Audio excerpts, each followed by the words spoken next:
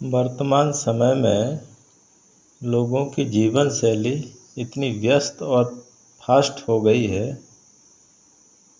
कि जिसे देखो वो समय का रोना रोता रहता है।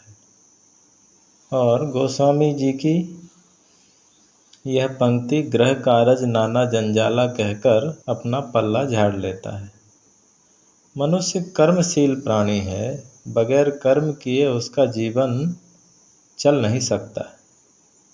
कर्म तो करना ही पड़ेगा, किंतु जीवन में एक लक्ष्य का होना जरूरी है। हमारी जीवन शैली कोल्हू के बैल की तरह नहीं होनी चाहिए, जो दिन भर चलता तो है लेकिन पहुंचता कहीं नहीं है। कर्म करना बुरा नहीं है और कर्म करने से कोई रोकता भी नहीं है। इस संसार में कितने ऐसे महापुरुष हुए हैं जिन्होंने इस संसार को नश्वर एवं असत्य अथवा स्वप्न तक कहा है, फिर भी जीवन भर संसार की सेवा के लिए कर्म करते रहे। चाहे वो बुद्ध हों, महावीर हों, कबीर हों या विवेकानंद अथवा दयानंद, या वर्तमान में भी अनेक कर्मयोगी घर गृहस्थी की मोह ममता को त्याग कर समाज की सेवा में तत्पर हैं। समाज कल्याण का स्वप्न लेकर के चल रहे हैं। यहाँ आवश्यकता है संतुलन की, जिससे हम अपने पथ से विचलित न हों। हम सब जीवन में शांति चाहते हैं, संतुष्टि चाहते हैं, प्रेम और सहयोग चाहते हैं, किंतु यदि हमारे मन, बुद्धि, वाणी अथवा कर्मों में असंतुलन है तो हमारे जीवन में आने वाले परिणाम कदापि शुभ नहीं हो सकते। एक टीवी चैनल पर एक कथावाचक से मैंने एक पद सुना। उसकी पंक्तियाँ काफ़ी मार्मिक हैं और संतुलित जीवन की एक सुंदर झांकी प्रस्तुत करती हैं। पद इस प्रकार है: कर्म करो पर ध्यान रहे पथ छूटे ना, इतनी देओ हवा गुबारा फूटे ना। हर कर्म के गर्भस्थल में रहता हित अनहित अपना, जगजाल विकट ग्रंथि है, सच कहो कहो चाहे सपना। जग काम बीज सृष्टि का, नर भोग अकामी जैसे, जल में ज्यों कमल का जीवन, तुम जियो जगत में ऐसे। एक बार क्रोध भी करिए पर बोध नष्ट ना होवे, स्वार्थ भी बुरा नहीं है औरों को कष्ट ना होवे। पहली पंक्ति में कहा है, कर्म करो पर ध्यान रहे पथ छूटे ना, इतनी देओ हवा गुबारा फूटे ना। पूज्य गुरुदेव जी अक्सर कहा करते थे, कमाते किस लिए हो? खाने के लिए। खाते क्यों हो? जीने के लिए। और जीते क्यों हो? इसका पता नहीं। जिसे यही न मालूम हो कि वह किस लिए जी रहा है, उसका जीवन यदि कोल्हू के बैल की तरह हो तो इसमें कोई आश्चर्य नहीं है। जैसे मैंने अभी कहा, हम सब शांति, प्रेम एवं सहयोग चाहते हैं, तो यह हमारे जीवन का लक्ष्य होना चाहिए। हम मेहनत करें, कमाएं खाने के लिए और खाएं जीने के लिए, और जिएं शांति से जीने के लिए। शिकायत करके एवं उलझने के लिए जीवन हमारा नहीं होना चाहिए। इसीलिए इस पद में कहा, कर्म करो पर ध्यान रहे पथ छूटे ना। हम सभी के जीवन में अनेक विषमताओं एवं अनिश्चितताओं के साथ साथ अनेक जिम्मेदारियां जुड़ी हैं, उन्हें निभाना पड़ता है। विषमता एवं अनिश्चितता को सहना पड़ता है, कर्म करना पड़ता है। इससे कोई हर्ज नहीं, कर्म करो, किंतु सदैव यह ध्यान रखो कि मन की शांति भी एक जिम्मेदारी है, इसे प्राथमिकता मिलनी चाहिए। इस जिम्मेदारी को हमारे सिवाय और कोई पूरा नहीं कर सकता है। अपनी अपनी योग्यता एवं क्षमता के अनुसार खूब मेहनत करो, किंतु यह सदैव ध्यान रहे कर्म करते हुए हमसे कभी शांति का पथ, कल्याण का पथ न छूटे। हमें प्रवृत्ति एवं निवृत्ति के बीच एक संतुलन स्थापित करना है। कभी उदाहरण देता है, इतनी देव हवा गुब्बारा फूटे ना। गुब्बारे में हम उतनी ही हवा भर सकते हैं जितनी उसकी क्षमता है। क्षमता से अधिक हवा भरने पर गुब्बारा फूट जाएगा। आदमी पैसा कमाता है, सोचता है काम कर लूँ, मेहनत कर लूँ, पैसा कमा लूँ, फिर सुख से जीऊँगा। मकान बनाता है, सोचता है बढ़िया सा मकान बनाऊँ, फिर सुख से रहूँगा। इसी प्रकार शादी करता है, बाल बच्चे होते हैं, उनकी शादी हो जाती है, उनके भी बाल बच्चे हो जाते हैं, जीवन गुजर जाता है, लेकिन एक काम अधूरा ही रह जाता है, वह है सुख से जीने का, शांति से जीने का। यह तो हम भूल ही जाते हैं कि सारा जीवन केवल कमाने, खाने एवं परिवार पोषण में ही बीत गया। हम सुख से कब जिएंगे, शांति से कब जिएंगे? हम और आप यदि यह सोचकर बैठे रहेंगे कि जब सारी जिम्मेदारियां खत्म हो जाएंगी, सारी उलझनें दूर हो जाएंगी, तब हम शांति से जिएंगे, तो ऐसा संभव नहीं है। एक ज़माना था जब बिजली का आविष्कार नहीं हुआ था। खेतों में पानी देने के लिए रहट चलाई जाती थी। एक किसान अपने खेत में रहट चला रहा था, तभी रास्ते से घुड़सवार निकला। पानी देखकर उसने सोचा, प्यास लगी है, पानी पी लूं और घोड़े को भी पानी पिला दूं। वह किसान के पास गया, पानी पिया, फिर घोड़े को भी पानी पीने के लिए आगे किया।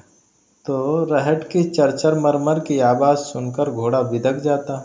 वह किसान से कहता, भैया थोड़ा रहट बंद करो, तो घोड़ा पानी पिए। अब किसान रहट बंद करता है तो पानी आना भी बंद हो जाता है। पानी नहीं आता है तो कहता, भैया थोड़ा रहट चला दो, तब घोड़ा पानी पिए। अब जब रहट चले तो उसकी आवाज़ शुरू हो जाती है। आवाज़ सुनकर फिर घोड़ा बिदक जाता है। ऐसा करते काफ़ी देर हुई, तब किसान ने कहा, भैया तुम्हारा घोड़ा यदि यह चरचर मरमर को सह ले तो पानी पी सकता है, नहीं तो प्यासा ही रहेगा। इसी तरह हमारा जीवन है। हम सोचें कि फुर्सत मिलेगी तब शांति से जिएंगे, तो फुर्सत कभी मिलने वाली नहीं है। आगे कवि कहता है, हर कर्म के गर्भस्थल में रहता हित अनहित अपना। जैसे एक बीज में एक वृक्ष, फूल, पत्ते, शाखाएं एवं फल छिपे होते हैं, इसी प्रकार हम जो कर्म करते हैं उसमें भी हमारा हित अथवा अहित समाया हुआ है। हम सभी यहाँ कर्म करने में स्वतंत्र हैं, किंतु कर्म कर लेने के पश्चात कर्म के अधीन हो जाते हैं। यदि आपके सामने 2 गिलास रख दिए जाएं, एक में शीतल शरबत हो और दूसरे में शराब, अब आप स्वतंत्र हैं कि आप किसका चुनाव करते हैं। यदि शरबत पीते हैं तो शीतलता का एहसास होगा, और यदि शराब पीते हैं तो मादकता छाएगी। जैसे छड़ी के एक सिरे को पकड़कर उठाने से उसका दूसरा सिरा अपने आप ही उठ जाता है, इसी प्रकार हर कर्म के साथ उसका परिणाम अपने आप सामने आता है। कर्म कर लेने के बाद परिणाम को बदला नहीं जा सकता। इसलिए तो गुरुवर कबीर ने कहा है, बोया पेड़ बबूल का तो आम कहाँ से खाए। ध्यान देने योग्य बात यह है कि कर्म का गर्भस्थल कहाँ है, कर्म की शुरुआत कहाँ से होती है। पहले हमारे मन में विचार आते हैं, और जब बुद्धि निर्णय कर लेती है तो हम वाणी से उसे व्यक्त करते हैं, और अंततः कर्म इंद्रियों द्वारा कर्म होते हैं। जब मन में गलत विचार आता है तभी सावधान हो जाएं तो गलत कर्म को रोका जा सकता है। कर्म करने से पहले परिणाम पर चिंतन किया जाए तो गलत कर्मों के परिणाम से बचा जा सकता है। लेकिन समस्या तो यही है, आदमी चिंता तो बहुत करता है, थोड़ा बहुत चिंतन करने लग जाए तो चिंता भी समाप्त हो जाए। किसी ने बहुत बढ़िया कहा है, हमारा प्रत्येक विचार हमारे भविष्य का निर्माण करता है। यदि जीवन में शांति चाहिए तो कर्म सुधार की जरूरत है। अगली पंक्ति है, जग जाल विकट ग्रंथि है, सच कहो कहो चाहे सपना। संसार को चाहे कोई सत्य माने अथवा स्वप्न ही क्यों न कहे, किंतु है तो विकट जंजाल। चारों तरफ फिसलन है, भोगों एवं वासनाओं का बाजार सजा हुआ है। आदमी लोभ के आवेश में, मोह के आवेश में, काम के आवेश में, क्रोध के आवेश में आकर घृणा के वशीभूत होकर कर्म कर बैठता है। फिर परिणाम में दुख, दुख और केवल दुख। वास्तव में जीवन में बहुत संभल कर चलने की जरूरत है। एक शायर ने कहा है, क्यों बच के नहीं चलते, क्या चोट ही खानी है। क्यों बच के नहीं चलते, क्या चोट ही खानी है। ये पत्थर की नगरी है, शीशे पे जवानी है। ये दौरे तरक्की भी आफत की निशानी है। ये दौरे तरक्की भी आफत की निशानी है। क्यों आज बच्चों पे बुढ़ापा है और बूढ़ों पे जवानी है। शायर यहाँ नसीहत देता है कि संभल कर चलो, नहीं तो सिर फूट जाएगा। क्योंकि ये पत्थर की नगरी है और जवानी में जोश तो बहुत होता है, किंतु होश नहीं रहता। और ये बेहोशी जरा सी ठोकर लगते देर है, शीशे की तरह चूर चूर कर देगी। ऊपर से ये जो तरक्की का दौर है, दुनिया सिमट कर एक छोटे से मोबाइल में समा गई है। आजकल बच्चों का खाना पीना, खेलना कूदना, पढ़ना लिखना सब मोबाइल पर ही हो रहा है। और इन बुजुर्गों का तो कहना ही क्या। इनको चाहिए बुढ़ापे में चुपचाप बैठ कर के भजन करें, तो वे भी मोबाइल में गेम खेल रहे हैं। आगे कवि कहता है, जग काम बीज सृष्टि का, नर भोगे अकामी जैसे, जल में ज्यों कमल का जीवन, तुम जियो जगत में ऐसे। इस संसार में भटकने का कारण है कामना और भोगों की तृष्णा। मैं अक्सर कहा करता हूँ, हमें आवश्यकताओं और तृष्णा के फर्क को समझना चाहिए। आवश्यकताएं सीमित होती हैं, उन्हें पूरा किया जा सकता है, किंतु मन की तृष्णा असीम होती है, उसे पूरा करना संभव नहीं है। सद्गुरु राम सूरत साहिब जी ने कहा है, तन की भूख तनिक है, तृप्त पाओ या शेर। मन की भूख अत्यंत है, तृप्त न पाए सुमेर। थोड़े से भोजन से तन की भूख तो मिट जाती है, किंतु मन की भूख तो सोने का पर्वत भी मिल जाए तो भी मिटने वाली नहीं है। हमारा शरीर भौतिक है और इसकी आवश्यकताओं की पूर्ति के लिए भौतिक चीज़ों की ज़रूरत होती है। उनकी भी एक सीमा होती है। भोजन, वस्त्र, आवास, औषधि तथा कुछ संसाधनों का इंतजाम हो जाए तो जीवन आराम से चल सकता है, किंतु यह सब तभी संभव हो सकता है जब हम अकामी की तरह इनका उपयोग करें। शायर ने कहा, नर भोगे अकामी जैसे। अकामी पुरुष थोड़े में निर्वाह लेकर संतुष्ट रहते हैं। उपनिषद के ऋषि ने बहुत बढ़िया कहा है, तेन त्यक्तेन भुंजी था माँ गृधा कस्य स्वेद धनम। चीज़ों का उपभोग त्याग पूर्वक करो, लोभ न करो। धन किसका है? जो व्यक्ति त्याग पूर्वक भोजन करेगा वह संतुलित एवं सुपाच्य भोजन करेगा, गले तक नहीं खाएगा। जो त्याग पूर्वक गुजर करेगा वह किसी का हक नहीं मारेगा, अतिक्रमण नहीं करेगा, किसी को हानि नहीं पहुंचाएगा।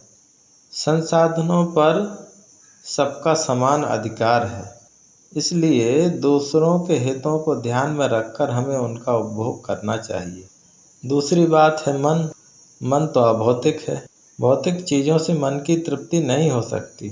मन तो शांति और संतोष के भाव से ही तृप्त हो सकता है।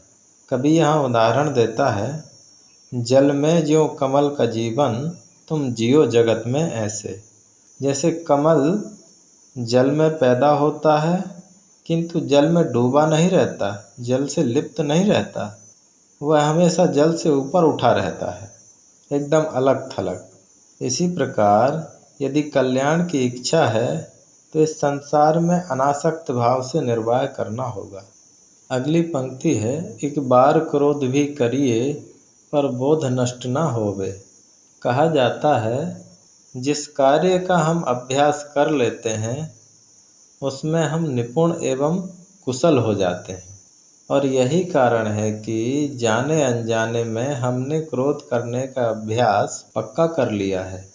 जब कोई प्रतिकूल परिस्थिति बनती है या कोई गलती करता है तो हमारे अंदर से क्रोध ही निकलता है, और जब कोई दूसरा क्रोध करता है तो हम भले ही उसे क्रोध न करने की नसीहत देते रहें, किंतु जब घटना अपने साथ घटती है तो हम क्रोधित हो जाते हैं। एक बार एक युवक घर से परेशान होकर से भाग गया और चला गया हिमालय पर्वत पर। सोचा वहां जाकर तप करूंगा। चलते चलते हार थक कर वह एक गुफा में पहुंचा। वहां देखा कि एक तपस्वी ध्यान में बैठा हुआ है। उसने सोचा यह बढ़िया जगह है, मैं भी यहीं साधना करूंगा। गुफा के बाहर चारों ओर बर्फ जमी हुई थी। वह युवक थोड़ी ही देर में ठंडी से कांपने लगा और ध्यान में बैठे तपस्वी से कहता है, बहुत ठंडी लग रही है, मुझे आग चाहिए। तपस्वी अपनी आँख खोलकर उस युवक को एक नज़र देखता है और फिर अपनी आंखें बंद कर लेता है। थोड़ी देर में वह युवक फिर कहता है, बहुत ठंडी लग रही है, मुझे आग चाहिए। जब वह बार बार कहता है मुझे आग चाहिए, तो तपस्वी जल्लाकर उसे डांटता है और कहता है, ठंडी लग रही है तो यहाँ क्यों मरने के लिए आया है। तब युवक तपस्वी से कहता है, आपके पास आग नहीं है तो फिर निकल कहाँ से रही है। आप समझ सकते हैं, बाहर की आग तो सबको दिखाई देती है, किंतु क्रोध की अग्नि सबको जला रही है, इसे कौन देखता है। माना कि कोई लापरवाही करता है तो उसे नसीहत देने के लिए क्रोध करना पड़ता है, अथवा आदतवश हम क्रोध कर बैठते हैं। कभी यहाँ संतुलन बनाने के लिए कहता है, एक बार क्रोध भी करिए पर बोध नष्ट न होवे। चलो क्रोध आ गया, कोई बात नहीं, किंतु क्रोध के साथ साथ विवेक भी नष्ट हो जाए तो फिर बात और बिगड़ जाएगी। हमें अपने विवेक को जागृत रखना चाहिए। किसी की त्रुटि अथवा दुर्गुण को लेकर मन में क्रोध का भाव आए तो उसे विवेक द्वारा समन करना चाहिए। क्रोध आ भी जाए तो सामने वाले के प्रति घृणा की भावना मन में नहीं रखनी चाहिए। प्रेम और भाईचारा बनाए रखना चाहिए, दूरियां नहीं बढ़ाना चाहिए। नहीं तो भागकर कहाँ जाएंगे। भाग कर के जंगल में भी चले गए तो वहाँ भी मक्खी मच्छर पर क्रोध उतारेंगे। एक बार एक आदमी गंदगी से परेशान होकर अपने गांव से शहर से भाग गया और चला गया जंगल में। वहाँ जाकर के एक पेड़ के नीचे बैठा। थोड़ी देर में देखता है किसी जानवर की सूखी हड्डी लेकर के कुत्ता वहाँ आ गया और बैठ कर के उसे चबा रहा था। उसको देख कर के उसे फिर घृणा हुई। इस गंदगी से बचने के लिए गांव शहर छोड़ कर के यहाँ आया हूँ, यहाँ भी गंदगी है। उसे लगा ये गंदगी से छुट्टी नहीं मिलेगी, अब मर जाना ही बेहतर है। तो सोचा इस पेड़ पर चढ़ कर के फांसी लगा लूँ। अब फांसी लगाने के लिए पेड़ पर चढ़ता है। इतने में कुछ लोग वहाँ जलाऊ लकड़ियाँ इकट्ठी कर रहे थे। उन्होंने आवाज़ लगाई, पूछा क्या कर रहे हो। कहा सब जगह गंदगी है, अब मैं मर जाऊंगा इसलिए फांसी लगा रहा हूँ। उन्होंने कहा यार मरना है तो कहीं दूसरी जगह जाओ, यहाँ मरोगे गंदगी करोगे गंधाओगे, भाग कर हम कहाँ जाएंगे। इसलिए आवश्यकता है विवेक पूर्वक अपने मन को शांत रखने का अभ्यास करें। बोध का मतलब ही है धैर्य एवं विवेक से काम लेना। आगे कहा है, स्वार्थ भी बुरा नहीं है, औरों को कष्ट ना होवे। स्वार्थ की जब बात होती है तो मधुमक्खियों का उदाहरण दिया जाता है। मधुमक्खियाँ फूलों से परागकण इकट्ठा करती हैं, किंतु पौधे को कोई नुकसान नहीं पहुंचाती, बल्कि मधुमक्खियों के आने से पौधों में फल अच्छे आते हैं। जो लोग बागवानी करते हैं वे मधुमक्खी पालन करने वालों से अपने खेतों के पास मधुमक्खियों के बक्से रखवाते हैं और उनका किराया भी देते हैं। इस प्रकार से मधुमक्खियों और किसान दोनों का स्वार्थ एक दूसरे से जुड़ा हुआ है, किंतु एक दूसरे के स्वार्थ में किसी को कोई हानि नहीं होती। इसी प्रकार हमारे संबंधों में भी कुछ न कुछ स्वार्थ जुड़ा हुआ है। यह स्वार्थ यदि निर्वाह के लिए हो तो ठीक है, किंतु किसी को हानि हो तो हो, हमारा काम बनना चाहिए। जहाँ ऐसा स्वार्थ होता है यह ठीक नहीं है। हमारा स्वार्थ मधुमक्खी की तरह होना चाहिए। हमारा निर्वाह भी हो जाए और किसी को कोई कष्ट भी न पहुँचे।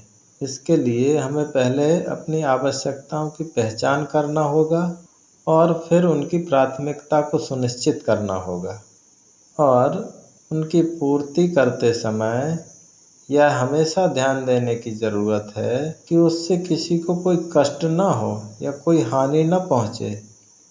इस ढंग से हमें अपने व्यवहार को संतुलित रखने की आवश्यकता है, तभी हम जीवन के सच्चे आनंद को महसूस कर पाएंगे।